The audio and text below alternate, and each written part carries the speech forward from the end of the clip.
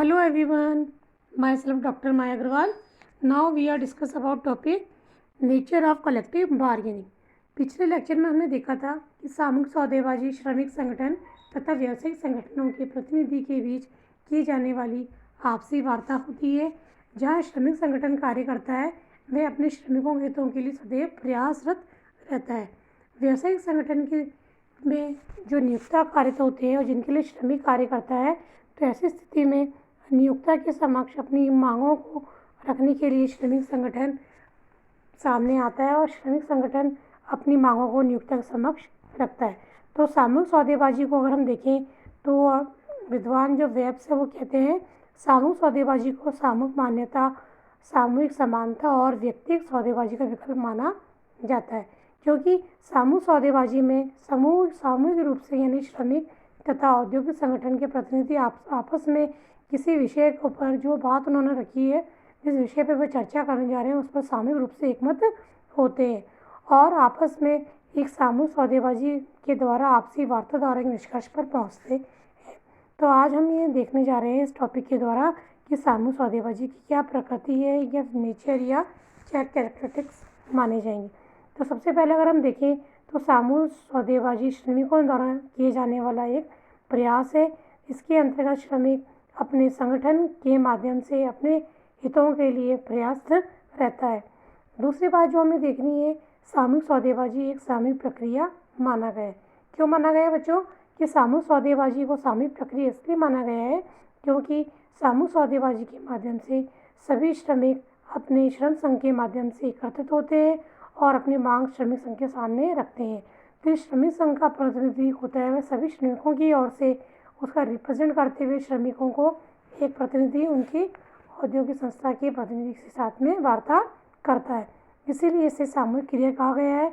दूसरी बात जो उसका उद्देश्य होता है वो सामूहिक हित होता है, सभी श्रमिकों के हित में निर्णय लेना होता है, इसलिए एक सामूहिक क्रिया या प्रयास माना गया है। दूसरी बात जो हमें देखनी है, दूसरा बिंदु है हमारा गतिशील प्रक्रिया। मीन्स ये हम जो डायनेमिक प्रोसेस है, सामूहिक सौदेबाजी एक डायनेमिक प्रोसेस है क्योंकि ये प्रक्रिया निरंतर चलती रहती है, क्योंकि जहाँ श्रमिक दिन प्रतिदिन संस्था में कार्य करता है तो डेली उसके समक्ष में कई प्रकार की चुनौतियाँ और कई तरह के परिवर्तनों का उसे सामना करना होता है। तो कई परिवर्तन तो श्रमिकों के हित में होते हैं जिसे वे ईजीली एक्सेप्ट कर लेता है, लेकिन कई बार उसे किसी प्रकार की परेशानी या दिक्कत का सामना करना होता है। तो ऐसी स्थिति में वे अपनी मांग श्रमिक संगठन के सामने रखते हैं और श्रमिक संगठन उस मांग के आधार पर श्रमिक को प्रतिनिधित्व करते हुए अपनी औद्योगिक संस्था के संघ प्रतिनिधियों से मिलकर उस पर वार्ता करते हैं। तो इस प्रकार औद्योगिक क्षेत्र में अगर हम देखें तो सामूहिक सौदेबाजी गतिशील प्रक्रिया मानी गई है जो निरंतर चलती रहती है। इसी प्रकार अगला बिंदु जो हम देखें तो उसके फीचर्स में हम देखें तो है द्विपक्षीय वार्ता। द्विपक्षीय वार्ता यानी डबल पार्टी जो एक्टिविटी है, क्योंकि दोनों पक्ष की ओर से जो प्रतिनिधि होते हैं, श्रमिकों की ओर से श्रमिक संघ का प्रतिनिधि जो अपनी यूनियन के लिए के साथ कार्य करता है वह श्रमिकों की ओर से अपनी वार्ता के साथ के समक्ष अपने बिंदु रखता है तथा श्रमिक संघ के जो औद्योगिक प्रतिनिधि होते हैं वो अपने प्रतिनिधि के माध्यम से अपनी बात रखते हैं। तो इस प्रकार जो कलेक्टिव बार्गेनिंग जो प्रोसेस है हमारा वो द्विपक्षीय है, जिसमें श्रमिक और प्रबंधकों दोनों के प्रतिनिधि आपस में मिलकर बातचीत करते हैं और आमने सामने एक दूसरे को बोलने का मौका दिया जाता है, जिसके द्वारा आप एक दूसरे की भावनाओं को, अपनी बातों को अच्छे से एक दूसरे में प्रकट कर सकते हैं। इसी प्रकार अगला बिंदु है हमारा जनतंत्रीय प्रक्रिया। जैसा कि बच्चों हम देखते हैं भारत एक लोकतांत्रिक देश है, यहाँ पर उस हिसाब से हमारी सभी प्रक्रियाएँ चलती है। तो इसी तरह से अगर हम देखें तो सामूहिक सौदेबाजी में भी व्यवहारिक रूप से औद्योगिक जनतंत्र कायम रहता है। प्रोफेसर बीज क्या कहते हैं? वो कहते हैं कि सामूहिक सौदेबाजी औद्योगिक प्रजातंत्र एवं औद्योगिक प्रशासन का ही एक रूप है, क्योंकि इसमें प्रबंधक एवं श्रमिक संघों के प्रतिनिधि सौदेबाजी के लिए एक साथ बैठते हैं और स्वेच्छापूर्ण खुले मन से एक दूसरे के सामने अपनी बातें रखते हैं और आपस में तर्क वितर्क भी होता है। ज़रूरी नहीं है कि सभी मांगे श्रमिकों की मांगी जाए या सभी मांगे मानना जाए, जो मांगे उचित होती है उनको प्रतिनिधि मानने का प्रयास करते हैं और जो मांगे अनुचित होती है जिस पर कोई विचार विमर्श नहीं किया जाता। तो इसी तरह इस प्रकार ये जनतंत्री प्रक्रिया जिसके माध्यम से श्रमिक अपने नियोक्ता के समक्ष अपनी सभी प्रकार की मांगे रखने का विकल्प उसके पास होता है और उन बातों को अपने विचार से प्रस्तुत करने तथा अपनी बात को मनवाने के लिए वो उस पर हर प्रकार से सामूहिक रूप से दबाव डालने का प्रयास करता है। लेकिन कुल मिलाकर अगर हम देखें तो सामूहिक सौदेबाजी एक अच्छा तरीका है जिसमें दोनों ही समूह के प्रतिनिधि अपनी अपनी बातों को खुले विचार से एक दूसरे समक्ष रखकर उस पर प्रयास कर सकते हैं। अगला बिंदु है हमारा लोचशील प्रक्रिया। तो अगर हम कलेक्टिव बार्गेनिंग के प्रोसेस के बारे में अगर हम देखें तो ये फ्लेक्सिबल प्रोसेस है क्योंकि समय परिस्थितियाँ बदलती रहती है। और जहाँ हम प्रबंध की बात करते हैं, प्रबंधन की जो कॉन्टीजेंसी कॉन्सेप्ट है जो कहती है प्रबंध परिस्थिति जन्य है, मीन्स प्रबंध परिस्थितियों से प्रभावित होता है। जैसी परिस्थितियाँ हमारे सामने होती हैं उसी प्रकार हमें निर्णय लेना होता है और उसी प्रकार निर्णय लेकर हम सफल हो सकते हैं। तो इसी प्रकार ये सामूहिक सौदेबाजी भी लोकशील प्रक्रिया है क्योंकि इसमें दोनों ही पक्षकार अपनी भावनाओं का आदान प्रदान और विचार विमर्श एक दूसरे के सामने करते हैं। ठीक है, तो ऐसी स्थिति में अगर हम देखें जैसी परिस्थिति होती है उस प्रकार से विचार आपको रखने होते हैं और उन्हीं परिस्थितियों के अनुसार आपकी मांगों पर अनुकूल या प्रतिकूल रूप से जो भी होता है संस्था के हित में विचार किया जाता है। इसी प्रकार अगर हम देखें अनेक गतिविधियाँ, तो देखो बच्चों सामूहिक सौदेबाजी प्रक्रिया में अनेक गतिविधियों को शामिल कर सकते हैं जो कि सामूहिक सौदेबाजी के लिए अपनाई जाती है। ऐसी स्थिति में हम देखें तो सामूहिक सौदेबाजी के अंतर्गत हम किसी भी प्रकार की मांग को प्रस्तुत करने, विचार विमर्श करने, आपस में प्रति प्रस्ताव करने, मोल भाव करने और किसी निर्णय पर पहुंचने संबंधित समस्त प्रकार की गतिविधियां होती है वो सभी सामूहिक सौदेबाजी में शामिल होती है। क्योंकि सामूहिक सौदेबाजी का आशय ये नहीं है कि आपने कोई बात कह दी आपकी बातों को तुरंत मान लिया गया, क्योंकि सामूहिक सौदेबाजी के अंतर्गत श्रमिकों की मांगों को बहुत ध्यान से सुना जाता है और उन पर निर्णय लेने से पहले बहुत अच्छे से विचार विमर्श किया जाता है कि इन मांगों का संस्था के हितों पर क्या प्रभाव पड़ेगा, क्या वास्तव में इनकी मांगें मानने लायक है या नहीं।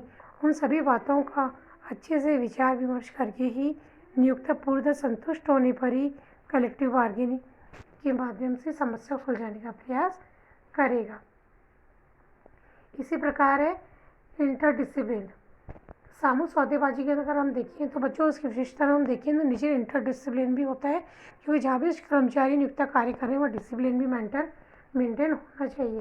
तो ऐसी स्थिति में श्रमिक बिल्कुल भी उग्र नहीं होते हैं और हर प्रकार से अनुशासन और अपनी आचार संहिता का पालन करते हैं और अनुशासन में बंधे रहकर वो अपनी सामूहिक सौदेबाजी के क्रिया को अंजाम देते हैं।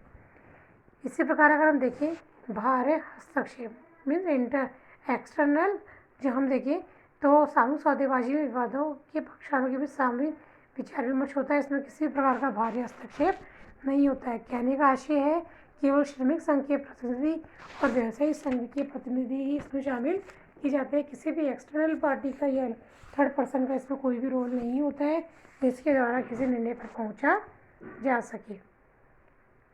अगला बिंदु है हमारा आपसी लाभ या पारस्परिक लाभ। जहाँ हम देखिए सामूहिक सौदेबाजी से दोनों ही पक्षों को लाभ होता है। जहाँ श्रमिक वर्ग को अपने प्रतिनिधियों के माध्यम से अपनी बात मनवा कर अपने हित में निर्णय लेने का मौका मिलता है, वहीं व्यावसायिक संगठन के द्वारा आपसी विचार विमर्श द्वारा अब संस्था के हित में सही निर्णय लेने में काफ़ी हद तक भरोसा मिलता है और विश्वास मिलता है। श्रमिकों के समक्ष उनकी वार्ता से हल निकालना संभव होता है। इसी प्रकार है प्रतिकूल हितों में समन्वय। अंतिम बिंदु है बच्चों हमारा, तो इसके द्वारा अगर हम देखें तो सामूहिक सौदेबाजी के द्वारा संस्था के जो प्रतिकूल हित होते हैं आपस में टकराव होता है, क्योंकि देखा ये गया है श्रमिक हमेशा अपनी कई प्रकार की जायज़ मांगों के साथ बिना जायज़ मांगों को भी रख देता है जो कि सदैव मानना उचित नहीं होता है। तो ऐसी स्थिति में नियोक्ता के समक्ष स्थिति उत्पन्न हो जाती है कि किस प्रकार की इनकी मांगों को मांगा जाए, किस प्रकार को संतुष्ट किया जाए। तो ऐसी स्थिति में सामूहिक सौदेबाजी अच्छा विकल्प है जिसमें दोनों ही वर्गों के प्रतिनिधि बैठकर शांति से वार्ता करते हुए किसी निर्णय पर पहुंचकर अपनी समस्या का हल निकालते हैं। दोनों ही पक्ष अपने अपने प्रतिकूल एक दूसरे से हित होते हैं उनमें समन्वय तालमेल बनाने का प्रयास करते हैं।